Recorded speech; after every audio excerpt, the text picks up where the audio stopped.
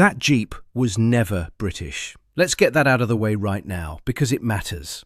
The Desert Raider that L Detachment SAS turned into one of the most lethal Special Forces weapons of the Second World War was a Willys MB, manufactured by Willys-Overland Motors in Toledo, Ohio. Shipped across 12,000 nautical miles of ocean through the Lend-Lease program, uncrated in an Egyptian depot and handed to a unit that did things with it that nobody in Toledo could have imagined. The American platform, the British weapon, two different achievements, two different countries, and they deserve to be credited separately. So let's start where the vehicle actually started, not in the Libyan desert, in Ohio. In 1940, the United States Army invited 135 manufacturers to submit designs for a light reconnaissance car. Quarter-ton, four-wheel drive, simple enough to fix with a wrench in a ditch. 132 companies didn't bother responding. Only 3 did: American Bantam, Willys-Overland and Ford. After testing at Camp Holabird, Maryland, the Army picked the Willys design for one reason above all others: its engine, the Go Devil. An inline 4-cylinder, 2,199 cubic centimeters, producing 60 horsepower at 4,000 revolutions per minute. Not fast, not flashy. Built for torque and reliability, for starting in the cold and running in the heat, for being torn apart and reassembled by a 19-year-old with a field manual. The vehicle that came out of that competition weighed 2,450 pounds empty, sat on an 80-inch wheelbase and could hit 65 miles per hour on paved road. But its real genius wasn't in any single number. It was in the philosophy. Everything was accessible. Everything was replaceable. The flat panel body was bolted on, not welded. The windscreen folded flat. No permanent top. No doors. Nothing so complicated it couldn't be fixed with hand tools in the field. It was, in the most literal sense, a blank canvas. A rolling chassis with an engine and 4 driven wheels, waiting for someone to decide what it should become. Wartime demand was so massive that Ford was licensed to produce a functionally identical copy, designated the Ford GPW. And here's where the model numbers matter, because this audience uses them like first names. The Willys MB came from Willys-Overland in Toledo. The Ford GPW came from Ford under government contract, built to Willys specifications. Same dimensions, same engine layout, same battlefield capability. The differences were minor: stamping patterns on certain body panels, a different frame crossmember design, small component variations. In the field, completely interchangeable. Both ended up in Lend-Lease shipments. Both were American. And that GPW designation, sometimes you'll hear it explained as General Purpose Willys, the supposed origin of the word Jeep. Ford's own records tell a different story. G for government contract, P for 80-inch wheelbase, W for the Willys design it was copying. The word Jeep likely came from the abbreviation GP for general purpose, though its exact etymology is one of those minor historical arguments that'll never be fully settled. What isn't debatable is this: by war's end, combined production of the Willys MB and Ford GPW exceeded 647,000 units. The most mass-produced military vehicle of the entire conflict. And a very large number of them were about to take a very long boat ride. The Lend-Lease Act became law on March 11, 1941, 9 months before Pearl Harbor, while America was still technically neutral. Its formal title was An Act to Promote the Defense of the United States, which was a polite fiction. Its actual function was to turn American factories into the arsenal of the democratic world, without repeating the war debt catastrophe that had poisoned transatlantic relations after 1918. Materiel wasn't sold, it was lent or leased. By September 1945, the program had moved roughly $50.1 billion worth of supplies to over 40 Allied nations. The United Kingdom alone absorbed $31.4 billion of that. Vehicles were a staggering portion. Over 400,000 trucks and tens of thousands of jeeps shipped worldwide. For the Middle East theatre, the pipeline ran from American East Coast ports, down the Atlantic, around the Cape of Good Hope at the southern tip of Africa, up through the Red Sea and into the port of Suez. 12,000 nautical miles, 6 to 8 weeks per convoy. That's the distance. Now picture the cargo. Willys MBs and Ford GPWs arrived crated, partially disassembled, packed into wooden shipping containers, stacked in the holds of merchant vessels running convoy routes through U-boat-infested waters. Once they reached Egyptian ports, they were processed through British Army ordnance depots in the Canal Zone and the Nile Delta, uncrated, assembled, inspected and allocated through the standard supply chain. Some vehicles also came through the Persian corridor, shipped to Iranian Gulf ports and railed or driven overland, though that route primarily served Soviet Lend-Lease deliveries. There was no dedicated SAS depot, not even close. L Detachment was a tiny, semi-irregular formation in 1942, and they got their vehicles the way tiny, semi-irregular formations always do. Through official requisition when it worked, aggressive scrounging when it didn't, and the personal talents of a commanding officer who was legendarily good at helping himself to equipment from better supplied units. David Stirling didn't fill out forms and wait. He charmed, bullied, and, when necessary, simply appropriated vehicles from base depots using forged paperwork and the deliberate ambiguity of his unit's authorization. Every single Willys MB that ended up with L Detachment was manufactured in America and delivered through Lend-Lease. The engine was American. The drivetrain was American. The steel, the rubber, the wiring, all American.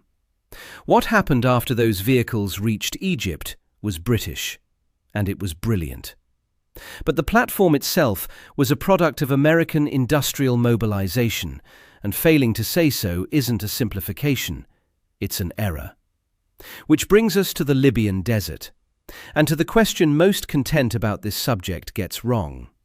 The difference between the Long-Range Desert Group and L Detachment SAS. These were not the same unit. They didn't drive the same vehicles. They didn't have the same mission. And conflating them erases the specific tactical logic that made the Willys MB matter. The LRDG came first. Formed in June 1940 by Major Ralph Bagnold, signals officer, desert explorer, and quite possibly the world's foremost expert on the physics of sand movement. The Long-Range Desert Group existed to operate hundreds of miles behind Axis lines in the Western Desert. Their job was reconnaissance and intelligence. Watch, report, survive. Their patrols lasted 3 weeks or more, crossing the Great Sand Sea and the deep Libyan interior with no possibility of resupply. And their vehicle reflected that mission. The Chevrolet WB-30CWT, a rugged Canadian-built 1.5-ton truck that could carry the massive quantities of fuel, water, food, ammunition and navigation equipment needed to sustain a patrol across 1,000 miles of nothing. Later, some LRDG patrols supplemented with Ford F-30 trucks, and occasionally a Willys MB in a scout role. But the Chevrolet 30CWT was the backbone, always. Those trucks were modified too. Bagnold sun compasses, sand channels, expanded fuel and water tankage, Lewis or Vickers K-gun mounts. But they were load carriers and endurance platforms. An LRDG patrol moved like a ship at sea. Slowly, self-sufficiently, navigating by sun compass and theodolite across terrain where there were no landmarks at all, sometimes no feature higher than a man's knee for 100 miles in every direction. The LRDG were the eyes. What was coming next would be the fist. David Sterling was 25 years old in the summer of 1941. Scots Guards officer who transferred to No. 8 Commando and then Lay Force, recovering from a parachute training injury in a Cairo hospital when the idea crystallized. Instead of large-scale commando raids that kept failing along the coast, why not tiny teams, 4 or 5 men, inserted behind enemy lines to destroy Axis aircraft on the ground, hit supply dumps, create chaos wildly out of proportion to the number of operators involved? In July 1941, with authorization from General Sir Claude Auchinleck, Commander-in-Chief, Middle East, Sterling recruited roughly 65 men into L Detachment, Special Air Service Brigade. The SAS Brigade didn't exist. It was a deception, a fictional formation name designed to convince Axis intelligence that a major airborne unit was operating in theatre. 65 men, a fictional brigade, and an idea that needed a delivery method. Their first operation, Squatter, launched the night of November 16th to 17th, 1941. It was a near-total disaster. 5 Bristol Bombay aircraft dropped the raiding parties into a storm, with winds gusting to 30 knots, scattering men across miles of Libyan desert, soaking equipment, making rendezvous points unreachable. Of 62 men who jumped, only 22 made it back to Allied lines, many rescued by LRDG patrols. The raiding concept was sound, Sterling decided. The delivery method was broken. So he turned to the LRDG for ground transport. And for months, from late 1941 through the first half of 1942, this partnership defined how L Detachment operated. Here's what that looked like in practice. An LRDG patrol would collect an SAS raiding party, usually 4 to 5 men, from a forward staging point, load them into the back of Chevrolet 30 CWT trucks, already packed to the running boards with 3 weeks of fuel, water, rations, and navigation equipment, and then drive south into the deep desert. The approach routes ran well below the coastal strip where Axis forces concentrated, looping through the empty interior of Libya's Cyrenaica region, hundreds of miles of detour to avoid detection, navigating by sun compass across gravel plains and through the dune corridors of the sand sea. The drive to a drop-off point near a target airfield could take days. Literal days, grinding across open desert at 15 or 20 miles per hour, stopping to dig the trucks out of soft patches, rationing water, sleeping beside the vehicles under camouflage nets during daylight. When the LRDG patrol reached the prearranged drop-off point, within striking distance of the target, the SAS team dismounted and walked in on foot. They carried Lewis bombs, water, personal weapons, and a compass. They hit the target, placed charges on aircraft, set timers, and then they walked back out to the rendezvous point and waited, sometimes for hours, sometimes through the entire next day, lying in shallow scrapes in the desert floor under camouflage capes, while Axis search parties swept the area. And if the LRDG patrol was late, or if it had been engaged and forced to withdraw, then the SAS team walked across the Libyan desert, on foot, with whatever water they still carried. The fundamental problem was dependency. L Detachment could only raid where the LRDG could take them, when the LRDG could take them, along routes the LRDG chose for their own operational reasons. SAS teams had to conform to LRDG patrol schedules, which were planned weeks in advance around reconnaissance objectives that had nothing to do with airfield raids. The extraction timeline was fixed by the LRDG's departure window, not by what the SAS found at the target. For a unit built entirely around speed, surprise, and aggression, being chained to someone else's timetable was intolerable. And yet, even under these constraints, the results were extraordinary. Stirling and Paddy Mayne led raids across Cyrenaica in December 1941 and into early 1942, destroying dozens of Axis aircraft on the ground. Mayne in particular was devastating.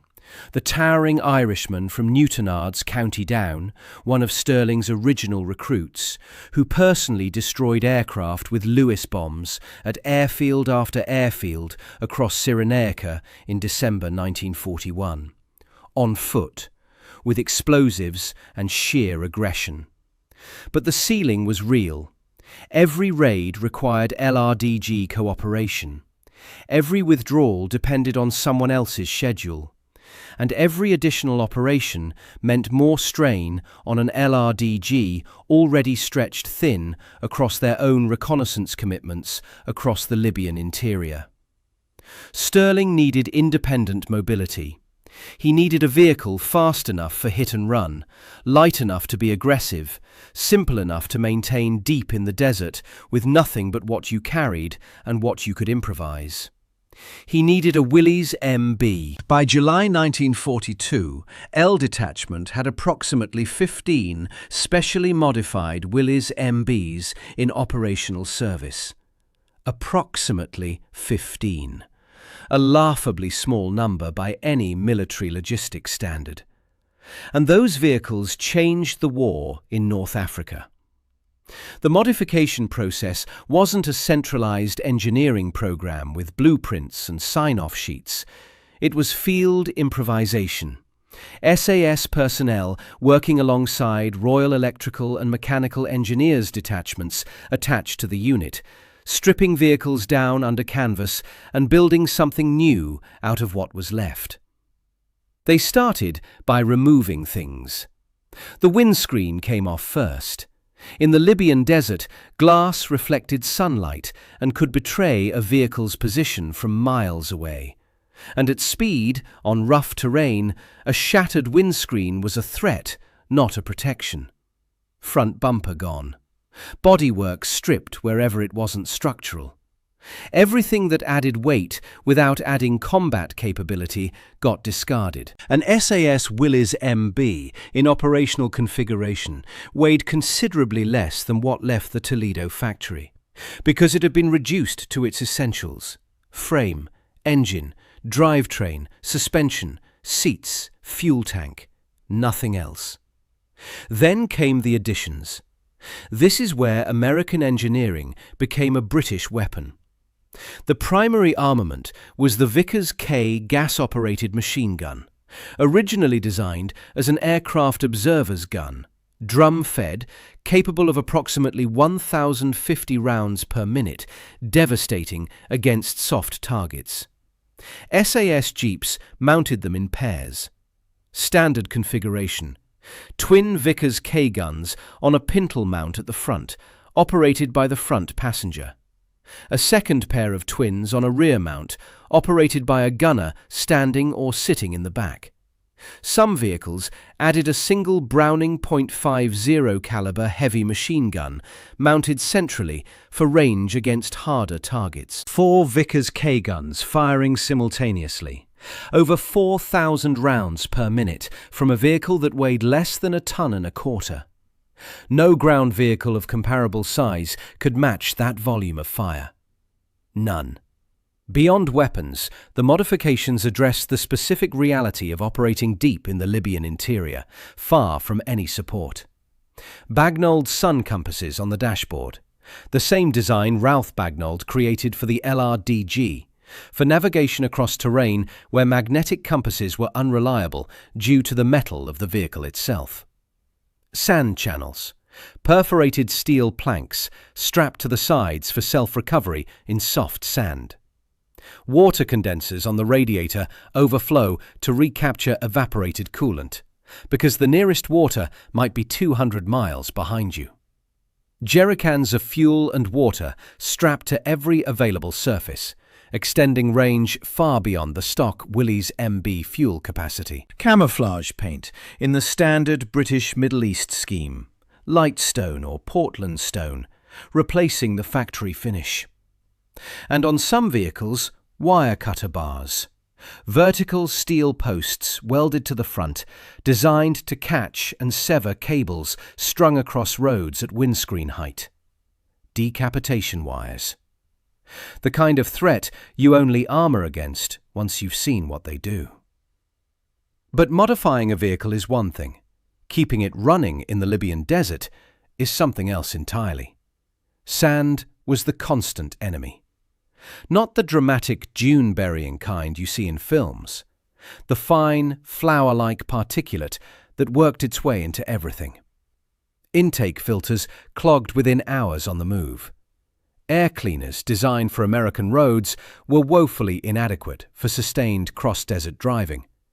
And the SAS workshops fabricated extended intake snorkels and wrapped additional cloth filtration around the standard oil bath air cleaner to keep the Go Devil engine breathing. If sand got past the filter and into the cylinders, it acted like liquid grinding paste, scoring the cylinder walls and destroying the rings. An engine that ingested enough unfiltered desert air would lose compression within days. The fix was constant vigilance, checking filters at every halt, sometimes twice, and the kind of obsessive mechanical attention that doesn't show up in any official history, but made the difference between a vehicle that ran and one that didn't. The suspension took brutal punishment. A stock Willys MB was rated for a quarter-ton payload. An SAS operational vehicle carried twin Vickers K-mounts front and rear, ammunition drums by the dozen, jerrycans of fuel and water stacked and strapped to every flat surface, sand channels, personal kit for 3 men, and rations for days. The actual load routinely exceeded the design rating by double or more. Leaf springs sagged. Shock absorbers, the simple lever arm type fitted at the factory, wore out fast and often weren't replaced because there were none to be had. The ride was punishing. SAS crews wore kidney belts, wide leather or canvas belts cinched tight around the lower torso, because hours of driving over rock-strewn desert with overloaded, underdamped suspension could genuinely injure a man's kidneys and spine. The vehicles weren't comfortable. They were brutal, jarring, spine-compressing machines that happened to carry enough guns to destroy an airfield. Tyres were a perpetual concern. The standard Willys MB tyre was designed for a mix of road and cross-country use, not for sustained driving over the razor-edged flint gravel that covered vast stretches of the Libyan plateau. Punctures were constant. Every vehicle carried at least one spare, often 2, and crews patched tubes as a matter of routine at every overnight halt. The rubber itself degraded in the heat, sidewalls cracked, treads separated, and replacements had to be scrounged from the same overloaded supply chain that was trying to keep the entire 8th Army rolling. And here's a detail that captures the whole maintenance reality in a single image. SAS fitters learned to drain the engine oil at night when the desert temperature dropped, strain it through cloth to remove sand particles, and pour it back in at dawn. Fresh oil was a luxury. Clean oil was a discipline. A quick visual note that matters more than it might seem. LRDG Chevrolet 30CWT trucks were often painted in a distinctive pinkish desert camouflage.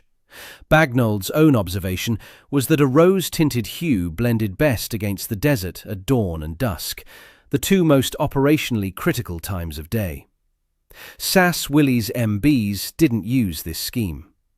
Any photo showing a pink-hued vehicle in the western desert is almost certainly LRDG, not SAS. The two units' vehicles looked quite different in the field. This distinction gets blurred constantly, and the audience watching this knows it. So what did those 15 battered, overloaded, sand-scoured Willys MBs actually do in the Libyan desert? They changed the equation completely. Before the Jeep, SAS raids meant men on foot carrying Lewis bombs, placing charges on individual aircraft by hand, setting timers, and withdrawing into the dark. Effective, but slow, and utterly dependent on LRDG extraction. The armed Willys MB made a completely different kind of operation possible. Drive in fast, at night, in column. Hit the airfield with 4,000 rounds per minute per vehicle while moving through the dispersal areas. Don't stop. Don't dismount. Don't place charges on individual aircraft. Just pour automatic fire into everything that burns, and aircraft burn very easily, and drive out the other side before the base defense can organize. The raid on Sidi Hanish airfield in July 1942 was this new doctrine made flesh. 18 SAS Willys MBs formed up in the darkness of the desert night, roughly 2 miles from the airfield perimeter. They drove in 2 columns, spaced to create overlapping fields of fire, headlights off, navigating by compass and the faint glow of the airfield's own lights against the horizon. The approach was slow, 10, maybe 15 miles per hour. Engines ticking over quietly, crews crouched behind their gun mounts, fingers on triggers, drum magazines loaded. They hit the perimeter at speed. All vehicles opened fire simultaneously, twin Vickers K guns raking the dispersal areas where Axis aircraft sat parked wingtip to wingtip in neat rows, exactly the way you don't park aircraft when you're worried about ground attack.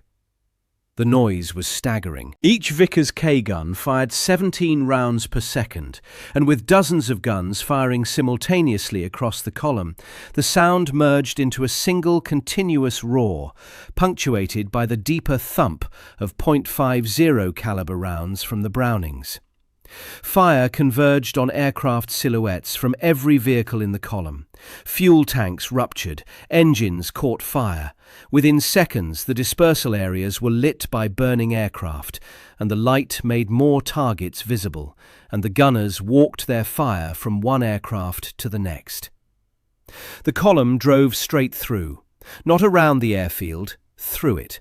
Between the dispersal areas, between the burning aircraft, through the smoke and the firelight and the wild return fire from ground defences that were shooting at muzzle flashes and engine noise because they couldn't see the low-slung Willys MBs clearly enough to aim. The SAS vehicles were moving targets, barely 3 feet tall, with their windscreens removed, painted to blend with the desert floor, and moving at 30 or 40 miles per hour between rows of burning planes. The engagement lasted minutes, maybe 10, maybe less. And then the column was through, out the far side, headlights still off, scattering into the desert darkness on pre-arranged withdrawal routes. Behind them, Sidi Hanish burned. Paddy Mayne led raids like this again and again. Bagouche, Fuka, across the Benghazi area. Always at night, always fast, always with that same overwhelming volume of fire from weapons platforms that were never supposed to exist.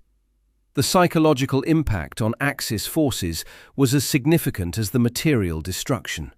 Rommel's command was forced to divert troops and resources to airfield defence across Libya, guarding every dispersal area against an enemy they couldn't predict and could barely detect until the shooting started. Garrison troops, who should have been sleeping, were standing guard.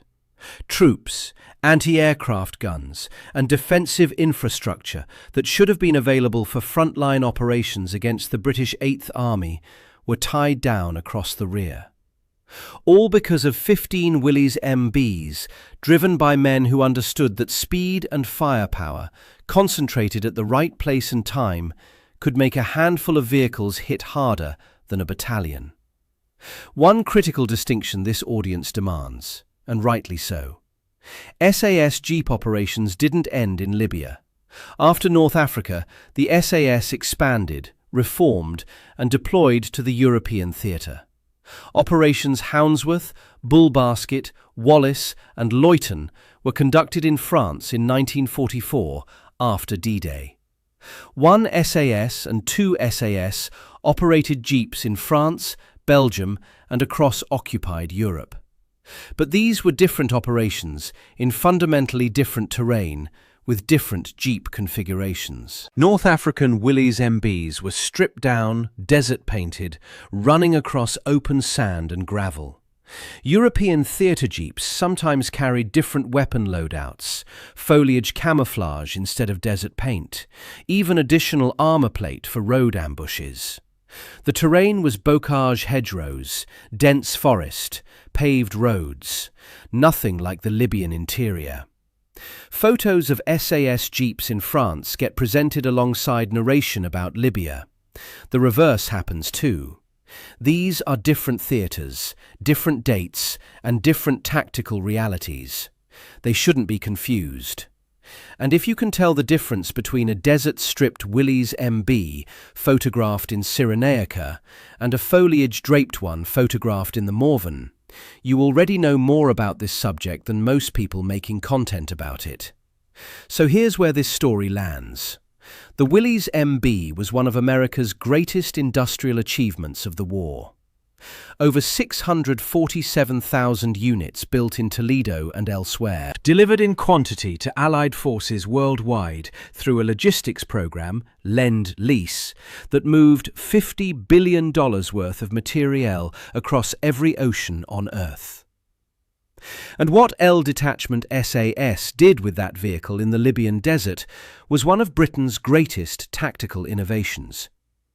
15 stripped-down, gun-heavy, sun-compass-equipped, sand-scoured American chassis turned into mobile weapons platforms that destroyed Axis aircraft by the dozen and forced Rommel to defend airfields across 1,000 miles of front. The Jeep was American. The weapon was British. Both countries built something extraordinary, and the legacy belongs to both of them. Name them correctly. Subscribe for more stories like this.